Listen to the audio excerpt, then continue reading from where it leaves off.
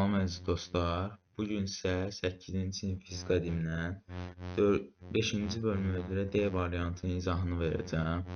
Başlayaq suallara. Deyir ki, birinci sualda boş konulara müvafiq ifadələri yazın. Leyden bankasının hissələri.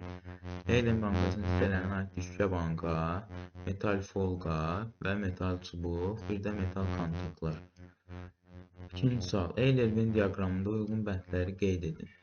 Elektrik yükü mənfidir. Bu elektrona aiddir. Elektrik yükü sıfıra bərabər neytrona aiddir. Yükü ədədi qiymətsiz 1,6 vurulmuş mənfi 19 kulona bərabər. Bu da elektrona aiddir. Nüvəni təşkil edən zərrəciklərdən nüvə neytron və protonlardan təşkil olunub.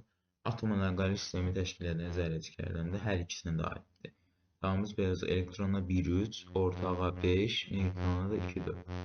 Üçüncü sual. Neytral atomun nüvəsinin yükü 9,6 vurulmuş mənfi 18 kulon. Bu atomda neçə proton və elektron var? Y bərabərdir 1,6 vurulmuş mənfi 19 kulon. Bizdə n bərabərdir Q bölünsün Y. Düsturumuz budur Q bərabərdir NY. Buradan da N tapanda Q'nu Y'yə bölürük. Və hesabasa tapasa 2, 60. N də protonların sayını göstərir. Protonlar 60'dır. Bizə deyir ki, neytral atom. Neytral atomda protonlarla elektronlar sayı bərabər. Deməli, elektronlar da 60. Cavabımız proton 60, elektron 60. Dördüncü sual. Nöqtəvi yükün A nöqtəsində yaratdığı sahənin intensitliyinin qiymət və istiqamətini müəyyən edin. Y bərabərdir K modulda Q bölünsün L kvadrat düsturundan istifadə edirik. Yerinə qoyub hesablasa tapacaq ki, cavabımız 1000 Newton bölü kulon və istiqamətini istəyir. Müsbət yük olduğuna görə yükdən xaricə doğru yönəlir. 5-ci sual. Bir-birindən 6 cm məsafədə qarşılıqlı təsir qüvvəsi 4 mN olan iki eyni yükün hər birinin qiymətini hesablayın. F bərabərdir K modulda Q1, Q2, L bölünsün L kvadrat düsturundan istifadə edirik. Və F'in yerinə yazır 4 vurulmuş mənfi 3 bərabərdir. K'nın yerinə 9 vurulmuş 9 və eyni yük dediyi üçün Q vur Q olur. O da Q kvadratı bölünsün 0,6'nın kvadratı. Çünki santimetrdə biz onu metrə keçməliyik. Və hesablasaq tapacaq ki, cavabımız 4 vurulmuş mənfi 8 kulon. 6-cı sual. Yüksüz metal kürəciyə mənfi yüklənmiş çubuğu toxundursaq, kürə hansı işarəli yüklə yüklənər? Cavabı əsaslandırır. Cavabımız o zaman mənfi yüklə yüklənər. Çünki toxunma zamanı kürəyə çubuqdan mənfi yük keçər. Əsaslandırma da belə. 7-ci sual. Müsbət 4 Q yüklü elektroskopa mənfi 16 Q yüklü dielektrik çubuq toxundurularsa, elektroskopun vərəqlərinin vəziyyəti necə dəyişir? Prosesi təsvir edin.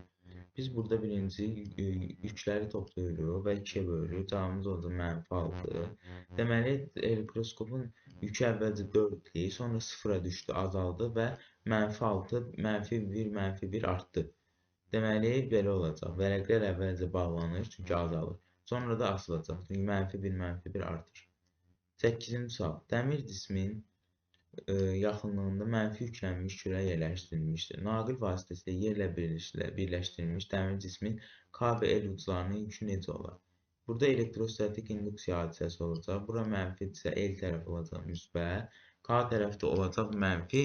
Lakin burada naqil ilə yerə birləşdirdiyinə görə mənfilər keçəcək. Naqil də elektrik keçirdiyinə görə torpağa gedəcək və bizdə də K tərəfinin yolu olacaq yüksüz. Yəni K0, L müsbət. Metal lövhələr arasında bir cins elektrik sahəsi mövcuddur. Bu sahəyə şəkildə göstərildiyi kimi elektron daxil olur. Elektronun hərəkət istiqamətinə əsasən metal lövhələrdəki elektrik yükünün işarəsini müəyyən edir. Ağırlıq qüvvəsinin təsiri nəzərə alınmır. Burada baxırıq, yük mənfidir və müsbətə doğru cəzb olunur. Yəni daha doğrusu ikinci lövhəyə doğru cəzb olunur. Əgər cəzb olunursa, deməli yüklər əks işarəlidir. Yəni bura müsbətdir ki, müsbətə cəzb olunur. Və yuxarıdan da itələnir, deməli yuxarıda mənfidir. Yəni olacaq birinci lövhə mənfi, ikinci lövhə müsbət yük. 10-cu sual. Uyğunluğu oxlarla göstərin. Elektroskop iş prinsipi elektriklənmiş cismlərin qarşılıqlı təsirinə əsaslanır və əsas hissələrindən biri ucuna 2 alüminium lent bərkidilmiş metal çubuqdur. Elektrometr iş prinsipi elektriklənmiş cisimlərin qarşılıqlı təsirinə əsaslanır və əsas hissələrindən biri müəyyən ox ətrafında dönə bilən metal əqrəbdir. 11-ci sual. Yükləri müsbət 6 Q olan kürə ilə eyni ölçülü digər kürəni toxundurub ayırdıqda hər birinin elektrik yükü mənfi 2 olur. İkinci kürə hansı yükę malikdir? Biz burada nəticə etibarilə -2 olub. Yazırıq -2 bərabərdir. X üstə gəlinsin 6Q bölünsün 2. Və buradan da X-i tapsaq, görürük ki, cavabımız olacaq -8Q. Müsbət yükə malik C kürəsi izolyator üzərindəki A və B kürələrindən eyni məsafədədir. A və C kürələri arasındakı Kulon qüvvəsi F-dir. C kürəsinə hər iki kürə tərəfindən təsir edən əvəzləyici Kulon qüvvəsi nəyə bərabərdir və hansı istiqamətə yönəlmişdir? Baxırıq, bizə deyir ki, C müsbət yüklüdür və müsbət yük olduğuna görə həm A, həm də B-dən itələnəcək. Baxırıq, bizdə A 2 Q-yə malikdir, B də 6 Q-yə. Yəni A-nın yaratdığı qüvvə F-dirsə, baxın, yük qüvvə ilə Kulon qüvvəsi ilə düz mütənasib asılıdır. Deməli, 2 Q-yə F-dirsə, 6 Q-yə nə olacaq? 3F məntiqlə baxsaq. Və baxırıq ki, belə 6 B kürəsi C-ni 3F ilə itələyir. A kürəsi F ilə itələyir. Hansı çox olacaq? Əlbəttə ki, 3F. Və 3F ilə də itələyən sola doğru itələyir. Çünki belə əks işarəli yüklərdir. Və cavabımız belə olacaq. 2F sola.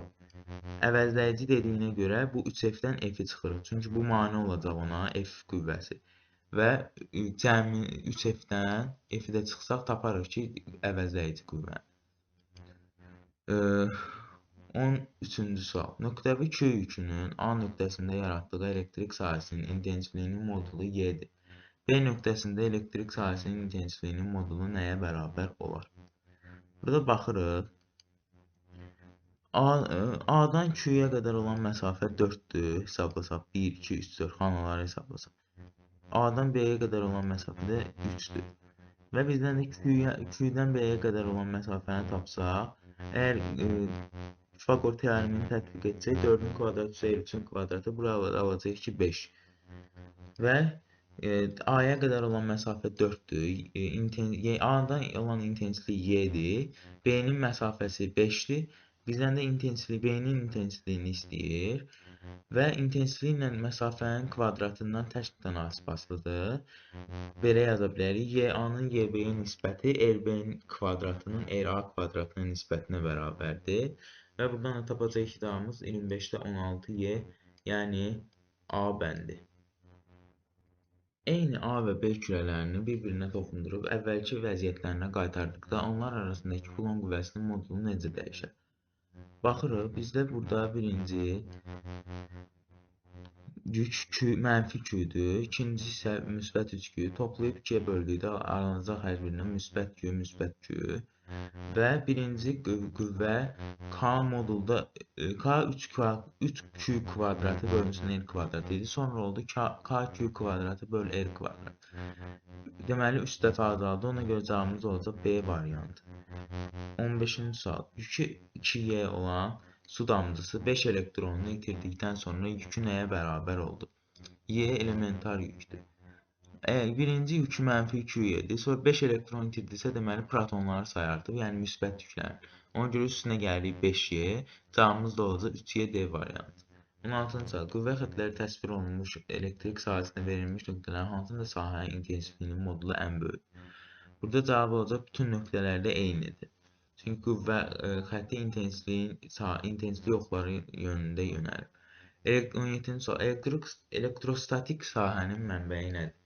Cavabımız A variantı, sükunətdəki elektrik yükü.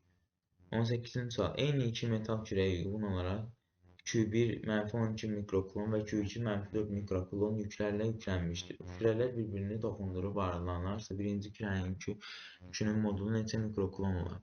Toxundurub ayırırıq və toplayıb 2-yə bölürük, yəni. Cavabımız olacaq -8 mikrokulon, modulunu istədiyinə görə 8 mikrokulon. 19-cu sual. Hansı ifadələr doğrudur? Kulon qüvvəsi həm cazibə, həm də itələmə xarakterlidir. Gravitasiya qarşılığı təsiri yalnız cəzb etmə xarakterlidir. 20-ci sual. Uyğunluğu müəyyən edin. 2 nöqtəvi yük arasında Kulon qüvvəsi. Yüklərin hər birinin modulunu 2 dəfə azaldıb, arasındakı məsafəni sabit saxladıqda 4 dəfə azalar.